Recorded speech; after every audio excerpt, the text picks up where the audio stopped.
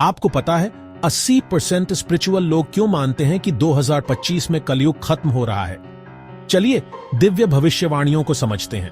सोचिए, 2025 कोई आम साल नहीं है, ये तो एक कॉस्मिक टर्निंग पॉइंट है। पुराने ग्रंथ और आज के संत भी बता रहे हैं कि एक ग्लोबल शिफ्ट आने वाला है और शुरुआत होगी आर्थिक मंदी से।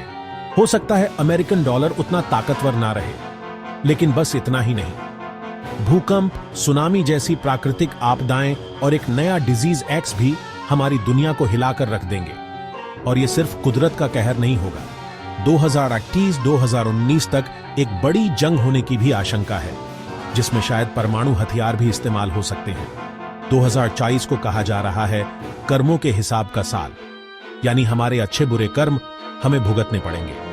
अगर आपने ध्यान किया है, अच्छाई फैलाई है, तो आप शायद इससे बच निकलेंगे। लेकिन अगर आपने अपनी आत्मा को अनदेखा किया है, तो सोचने का समय आ गया है। दिलचस्प बात यह है कि भारत की एक खास भूमिका है। कहा जाता है कि भारत की आध्यात्मिक शक्ति एक ढाल की तरह काम करेगी। हालांकि आर्थिक चुनौतियां तो यहां भी आएंगी। रास्ता क्या है? आत्मनिर्भर बने और विदेशी कंपनियों पर निर्भरता कम करें।